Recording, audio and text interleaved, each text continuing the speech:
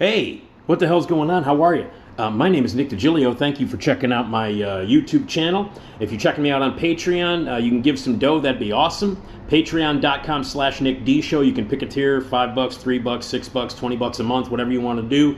It would really help out. I do 2 podcasts at RadioMisfits.com. The Nick D Podcast, which is an entertainment and movie review, and the Entertainment Review Podcast. And That Show Hasn't Been Funny in Years, which is an SNL podcast all about Saturday Night Live. They're both free, and you can check them out at RadioMisfits.com or RadioMisfits.live, which is a 24-hour streaming service. I'm also on WLS Radio, reviewing movies on the Steve Cochran Show on Friday mornings. WLS AM 890, the Big 89 in Chicago. Check me out there. All the stuff I'm doing, these videos, all the podcasts, the stuff on the radio, it's all free, so if you can give some dough, that would be awesome to help out, to kick back for all the free shit I'm throwing at you. But I would love it if you could donate a little bit. It would help out a lot. Patreon.com/Nick D Show. Bonus stuff is available there. Lots of bonus videos, and more bonus stuff is coming. So give some dough if you can. Patreon.com/Nick D Show. Hey, it's an exciting anniversary today. Let me explain. Let me fucking explain. It is June 2nd, 2023. And this is a big anniversary. 45 years ago, on this very day, June 2nd, 1978, 45 years ago today, one of the greatest goddamn conspiracy movies of all time was released. I think right on the upper echelon, in the top 2. I have my favorite, which I will tell you about in a second. But today is the 45th anniversary of the release of Peter Hyams' goddamn conspiracy masterpiece thriller, Capricorn One. Goddamn right. If you've never seen Capricorn One, turn this fucking thing off right now. Get it. Capricorn One from 1978. The best conspiracy theory, conspiracy action movie of, well, the second best, but one of the greatest. And today we should all bow down in praise of Peter Hyams' conspiracy masterpiece, Capricorn One. I can't believe it's been 45 years. I'm old as hell. I remember seeing that movie. Oh, shit. I remember seeing it. Can't remember what grindhouse I saw it in downtown at the Loop. I think it might have been the Woods. Not real sure. Could have been the United Artists. One of those two. But then I saw it at like the Davis a bunch of times. I saw it at the Luna. I saw it at the Milford, Northwest Side theaters, neighborhood theaters. I saw it. Man, I saw Capricorn One. I can't even tell. I screened it. I hosted a screening of it when I used to do my film club events, my monthly film club events at the Movico, or now the AMC in Rosemont. I hosted we had a great turnout for goddamn Capricorn One. One of the quintessential greatest, first of all, a great 70s movie. I mean, because the 70s were, and I've said this a million times, were, without question and by far, the best decade for film ever. And you can go, well, I don't know, maybe the 40s or the 50s. No, boom. It's the 70s, the greatest decade in the history of film, period. No argument. Shh. Don't, no, yeah, but Nick, I think, no, shut up. You're wrong. Because the best decade in the history of cinema is the 70s, period, ever. No. Shut up. Do yourself a favor and don't embarrass yourself by trying to argue the fact that the greatest decade in the history of cinema is the 70s, because you'll just look dumb. Don't look dumb. So anyway, Capricorn One, 45th anniversary, today, June 2nd. Now, I figured I'd fly down a list of conspiracy movies and then tell you a little bit more about why Capricorn One is one of the greatest movies ever, and specifically one of the greatest conspiracy movies of all time. And then I will tell you what my favorite conspiracy movie is of all time. And in fact, as great as Capricorn One is, my number one, the best conspiracy movie of all time, it doesn't come close. It's also not one of the it's also, in addition to being the greatest conspiracy movie ever made, it's also one of the greatest American films ever made. One of the most important pieces of cinema ever invented.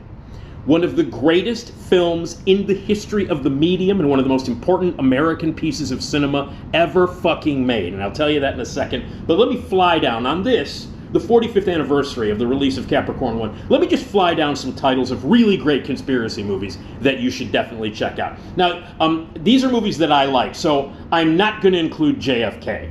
which is clearly, a conspiracy movie that people love. And yes, it absolutely falls under the category of conspiracy movie because the whole JFK thing in real life is a motherfucking conspiracy theory. But I'm not including it on my list of movies that are good because JFK sucks. It's a piece of shit. So I'm not including JFK, and so, when you're watching this video and you're like, hey man, how come you didn't include JFK on your top best conspiracy movies? Well, because JFK is a fucking terrible movie. Okay, let's move on. Chinatown, fantastic conspiracy movie. Beautiful, classic, again, 70s, best decade ever. Roman Polanski directed it, Jack Nicholson, Faye Dunaway. I mean, don't fuck around. All right, The Conversation, my favorite Francis Ford Coppola movie, the best movie he's ever made. It's better than both of the Godfather movies. It's better than Apocalypse Now. It's the best goddamn movie he's ever made. Gene Hackman, best performance Gene Hackman has ever given. And one of the greatest conspiracy movies of all time, The Conversation. 3 Days of the Condor. Robert Redford starred in a lot of quality conspiracy movies. Sorry, you're tipping a little bit. Are you drunk? Let me fix that. Okay. Robert Redford, appeared in a lot of conspiracy movies, produced a lot of conspiracy movies, because he's one of those Hollywood dudes, that was like anti-establishment and challenged the government and was very much into conspiracies, because he's motherfucking Robert Redford. 3 Days of the Condor, again, 70s. Enemy of the State, one of the few Will Smith movies that doesn't completely suck ass, because he's a piece of shit, and he's always been a piece of shit since before he slapped Chris. I've been telling you this. You remember when he slapped Chris Rock a couple of years ago across the face and everybody went, ooh, what happened? How did that happen? Well, I fucking told you, idiots. For years, I told you what a sack of worthless fucking shit Will Smith is. And then it took you to watch the Oscars to see him slap Chris Rock for me to go, I told you. But Enemy of the State's a good movie. It's got Gene Hackman in it, and it's very similar in tone to what he did. His performance is very similar to what he did in The Conversation. Solid movie. Tony Scott directed it. Also, not a very good director, but that was a good movie. No Way Out, speaking of Gene Hackman. Kevin Costner, great conspiracy movie. Sean Young, fantastic. One of the better, more solid, awesome genre 80s movies of all time. Fantastic conspiracy movie. Now, what else we got here? We have The Parallax View. Warren Beatty, 70s, please. We have Soylent Green. Charlton Heston, the last movie that Edward G. Robinson ever made. Soylent Green is people! Charlton Heston. That's the worst Charlton Heston ever. But anyway, Soylent Green, great conspiracy movie. Minority Report, one of my favorite Steven Spielberg movies. Better than like E.T. and better than Raiders and better than a lot of the movies that people jerk off over. Minority Report's one of the best movies that Steven Spielberg has ever made. Great performance by Tom Cruise. A great piece of sci-fi. A great piece of very Stanley Kubrickian in its style, more than fucking AI, the Stanley Kubrick movie that Steven Spielberg ruined. But conspiracy theory shit, great conspiracy action movie, great sci-fi movie, Minority Report. Manchurian Candidate, it does not get much better than that. The original, I even like the remake. I like the Jonathan Demme remake, but the original, one of the greatest conspiracy movies of all time, the great John motherfucking Frankenheimer in it hard. Manchurian Candidate, right near the top of the list of the right near the top of the list of the greatest conspiracy movies of all time is the Manchurian Candidate. Mentioned Robert Redford already, All the President's Men. It does not get more quintessential and classic than that. Obviously, about Watergate, Dustin Hoffman, Robert Redford, Jason Robards. I could go on and on. It's a masterpiece. Alan J. Pakula directed it. He also did 3 Days of the Condor. Terrific 70s, quintessential 70s conspiracy movie. Again, 70s, the best. And then, of course, we have Conspiracy Theory, which is the Richard Donner movie with Mel Gibson and Julia Roberts. It's an absurd, goofy, ridiculous-ass movie. I mean, it's fucking ridiculous, and it's really dumb, but I like it. I find it very entertaining and really over the top and really stupid, and it's called Conspiracy Theory, for Christ's sake. Came out in the mid-90s, I want to say 94, 95, right around that time. And you can't not talk about conspiracy or conspiracy theory movies and not mention a movie called Conspiracy Theory. Because, it's called Conspiracy Theory.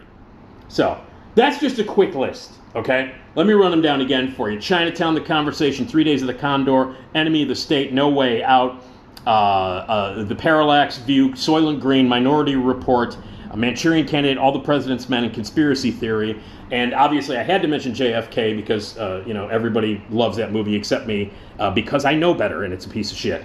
But those are some great ones. This is the 45th anniversary today of Capricorn One. And if you have not seen Capricorn One, written and directed by Peter Hyams, who is a Chicagoan who started out working at CBS News, Channel 2 here in Chicago, and has gone on to direct, he's got an incredible resume. He's a filmmaker whose resume is fascinating because it goes up and down. Like, he's made some great fucking movies and some really terrible movies. Like, he did 2010, the sequel to 2001, which is good. He did Running Scared. He did a couple of goddamn Van Damme movies, the one where he pretends to be a fucking goalie, a hockey goalie. He did Time Cop. He also did The Presidio, which has some of the best car chases of all time. And he's all over the map. He did The Relic, which is awful. But he's done some really solid work over the years and some really great movies, but he's never made a movie better than Capricorn One. Again, today, 45th anniversary, June 2nd, 1978, this movie came out. It is about NASA and their faking of a trip to Mars. So, and what happens after that? So NASA fakes this trip to Mars. They take the astronauts away, and they hide them away, and then they film these transmissions that are actually like in the middle of a desert in a warehouse to make everybody seem like they're actually on Mars. They didn't want to, like, Hal Holbrook is the guy who's in charge of the whole conspiracy. The government's behind it. The American government is behind it. NASA's behind it. They're going to fake this mission to Mars so that they can continue to get money for the space program. And they were worried about there being an accident, blah, blah, blah, no more funding. So in order for it to go off without a hitch, to ensure the fact that they could get more money to continue to do the space program, they're going to fake the whole thing. Fake the trip to Mars, blah, blah, blah, all the transmissions. And then when the rocket comes down and splash lands, they're going to take the 4 astronauts from their desert hideaway, put them in the capsule so that when they come to get the rescue, they're in the capsule even though everybody thinks that they were on Mars and they're not, blah, blah, blah. So they basically kidnap the 4 astronauts right before the launch. They take them out to the middle of the desert, and then the rocket is launched to Mars without them. Meanwhile, the people, the press, the government who aren't involved, the people that work at NASA who aren't part of the conspiracy, the wives of the astronauts, the public, the reporters, all the people who are part of it, the cops, everybody thinks that all these guys are on Mars. They're about to go to Mars. They're on Mars, and years, months go by. Meanwhile, the astronauts who are being blackmailed to stay alive are in this warehouse, and they have to go along with this plan to fake the Mars landing.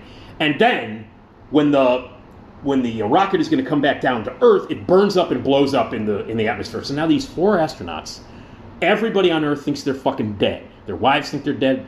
Everybody, the reporters, everybody in the world, because the rocket blew up even though they weren't on it. So they escape, and it's them, four astronauts, them trying to get back to the press, to the public, to their families, to the world, to let them know this has all been a conspiracy and they're not dead. And then they get pursued by black helicopters and all kinds of fucking people try to kill them. It's an incredible movie. It's absurd, but it's awesome. It's also like a great conspiracy movie. It's also a great 70s movie. It's great. And listen to this fucking cast. Elliot Gould, who plays the reporter who breaks the whole story. James Brolin, who's the captain and one of the astronauts. The other astronauts are Sam Waterston and O.J. Simpson. So it's three. Yeah, O.J.'s in it. I know. And at one point in the movie, they're divvying up. They're in the middle of the desert, and they have to divvy up the supplies. And at one point in the movie, when they're giving out the supplies, here, you take this, and you take this water, and you take this compass, and blah, blah, blah. James Brolin makes it a point not to give the knife to O.J. That's a good move, James. That's a really good move. He's like, I'm not going to give you the knife, and he gives it to Sam Waterston. You don't want to give the knife to O.J. because he's going to kill you and your wife, or his wife. Anyway, so so then they've got to survive. Brenda Vaccaro is in it. Hal Holbrook, who I mentioned, is like the head of the conspiracy of NASA, part of the government. Karen Black, who's one of the reporters with Elliot Gould. Telly Savalas plays a goddamn crop duster in the funniest and most entertaining performance Telly Savalas, well, one of the most entertaining performances Telly Savalas ever gave. He plays a goddamn crop duster, a guy who runs a crop dusting company.